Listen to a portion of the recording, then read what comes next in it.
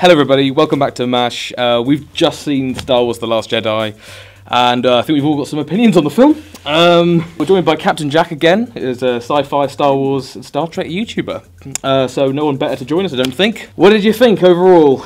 Overall, it's not The Empire Strikes Back. That is the best part of it. Definitely agree. It wasn't The Empire Strikes Back, which was good, which was we were worried about going in. I see why they've given Rian Johnson the reins to produce something different. This movie, if you're thinking of maybe seeing it, you need to see it. I think that's definite. Yeah, definitely. It's definitely worth spending the cash to go and see, and you get your money's worth. It does feel like it goes on for a while. It's 2.5 hours long. It's good, yeah. Yeah. Luke, what did you think in general? Well, it may be a bit controversial, but I'm in two minds. I feel like I'm obliged to enjoy it because it's Star Wars, but no, I don't know. I couldn't connect with it like I did all the other Star Wars films, including Force Awakens. Including Force Awakens. I think Force Awakens was a bit more of an adventure than this one. See, I had the same feeling as well. Yeah, because that was similar to A New Hope. Yeah, in a way, but it just didn't feel. It felt too small to me. I felt in a similar way that it didn't feel like an adventure like the first one, which they don't all have to. They don't all have to be the same. But yeah, I also felt like that there's the section in the middle. I mean, it's hard to talk about without spoiling anything. Yeah. It really is hard because everything's. When I think of Star Wars, I think of travelling basically around the Star Wars galaxy. In this one, it's kind of centralised to one lane of space, realistically, with exceptions in some areas. Which that is almost like the mini adventure inside a film there for specific characters. But overall, it's too centralised. There's a lot more story to tell in this film because they're not just following kind of Rey and Finn this time around and then the villains. They're actually following about 4 or 5 different storylines throughout. You've got Kylo Ren and Snoke. You've got the First Order in general. Together, you've got the Resistance as well. You are following their war against this mighty First Order, and essentially maybe why they chose to focus it on this particular lane of space, as I'm going to call it, because that is the Resistance. There's no one else. The last straggling remains of the Resistance trying to compete against the might of the First Order. So it picks up immediately after The Force Awakens, which is where we see the Resistance celebrating a short-lived victory. Yeah, and we also have obviously Rey's storyline training with Luke off on his little island, and then we've got Finn and a brand new character as well, kind of heading off. Rose Tico. And trying to kind of save the day themselves as well. So there's a lot going on in this movie. Even though it's a little bit more, as you say, it's a little bit more kind of jam-packed full of stuff, a little bit more messy maybe.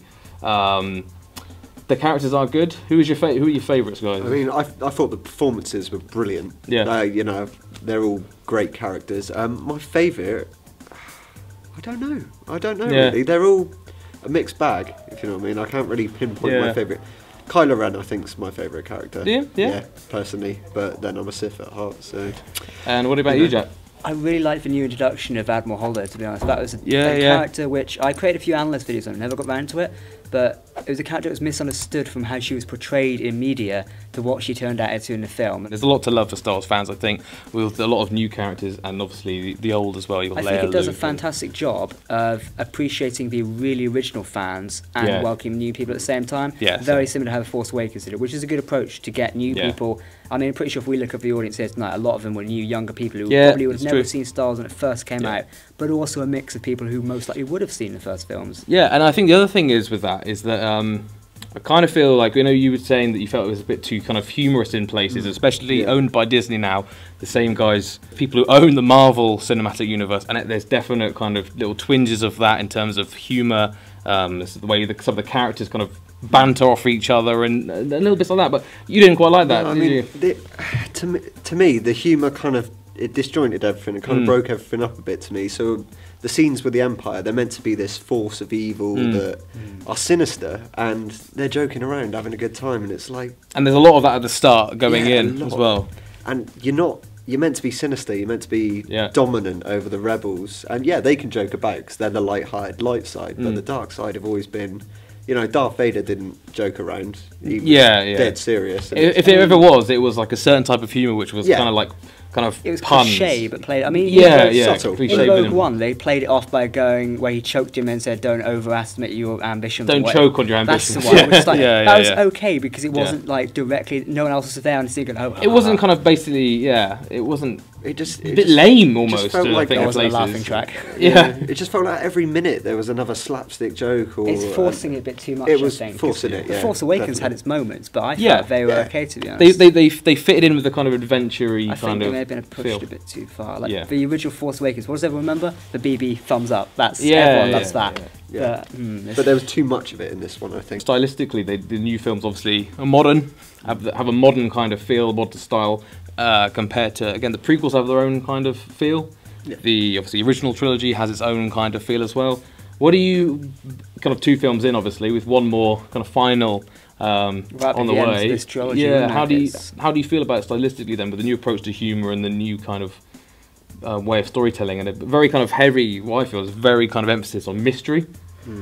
As sowing long seeds. As we get them solved in the next film, and they don't crop up more in the next film, I think I'd be happy. But if they're dragged out into, say, this new trilogy, that might be and spin-offs. That's the thing. Because that seems a bit like a dirty marketing move in a way, deploying more revenue. So hopefully we don't do that. There's a big moment in this film. If that's not resolved and explained, and I don't think it will be. I've got a feeling it won't be either. But that will annoy me in terms of kind of soundtrack and the music and sort of sound design again, completely on point. Oh, that was brilliant. There's certain bits of a certain ship flying inside a certain planet. Did you notice how original that theme was to the original trilogy?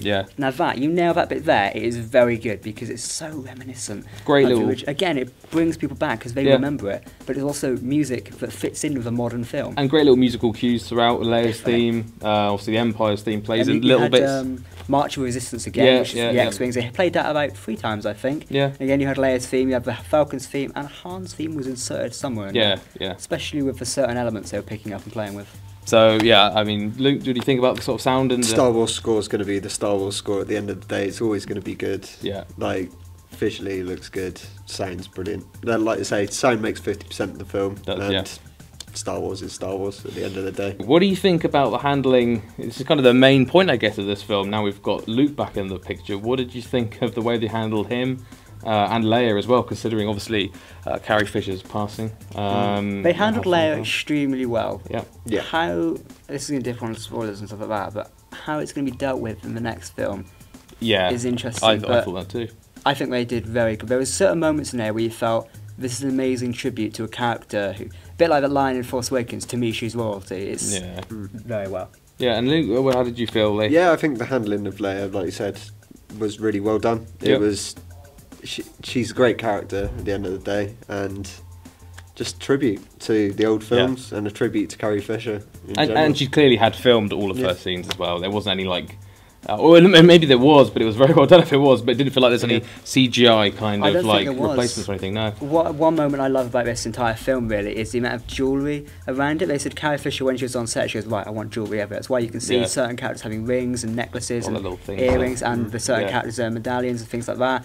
That's all Carrie Fisher's doing. It's nothing like from Lucasfilm or Disney. That's Carrie Fisher going, I want jewellery. Which is amazing. She's left a mark on yet another film because people who dig into it like us will remember that for many years to come. Happy with it?